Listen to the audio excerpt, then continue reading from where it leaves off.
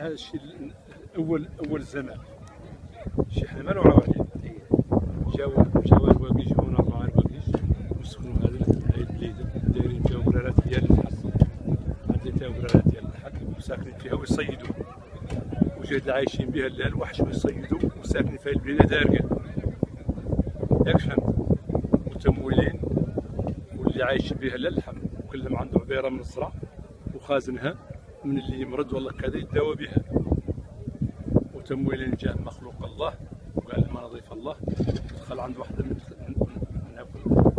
الخيام وما قالش النوايل ديال الزرع دخل عندها وقامت جا الراجل كان برا وجا قالت له جابرو قاعد برا وقال له دخل ودخل حنا وانت تحت سر الله بات عندها.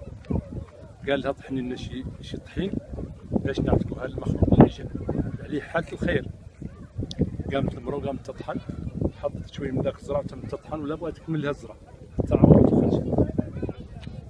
قالت له هذا الراجل مع شي حاجه مع شي بركه.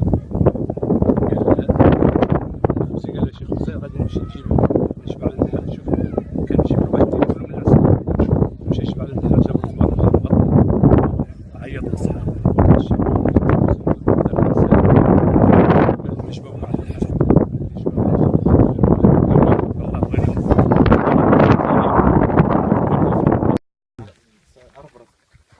أنا بوعمود بكري من مدينة الرباط.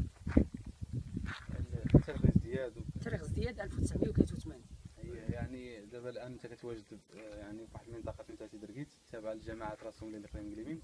يعني كيفاش انت جيت مع هذا الملتقى يعني جيت تبحث على العائله ديالي هكذا. يعني كيفاش تواصلت كيفاش جات كيفيه التواصل؟ تواصلت هو العائله اللي عندنا حنا في الرباط. جدنا ملي هاجر الرباط هاجر 1917 من هذه المنطقه هذه. من هذه المنطقه هذه وكانت تناحر ما بين القبائل.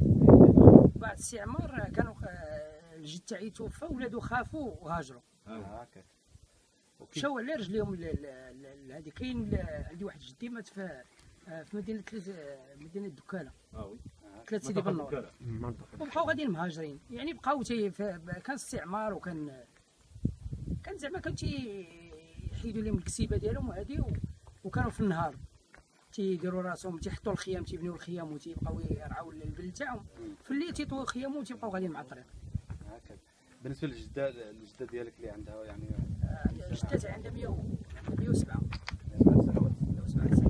ما عمرها جات هنا ولا ما؟ لا جبتها معايا لهنايا وعرفات باقا عاقله على الطراب كيفاش دايره وباقا عاقله على العائله وباقا عاقله على كل شيء. هكذا. تعرفت على العائله تعرفت على الناس؟ يلا تعرفنا على تقريبا 2 من العائله. تعرفنا على واحد في كريمي تيقولوا لي الحسن بوعمود وتعرفنا على سيدي حمود بوعمود. هكذا. الحمد لله ملي سمعت هذا المعروف داروا هنا في تركيت. هذا هو المنطلق ديال جدي.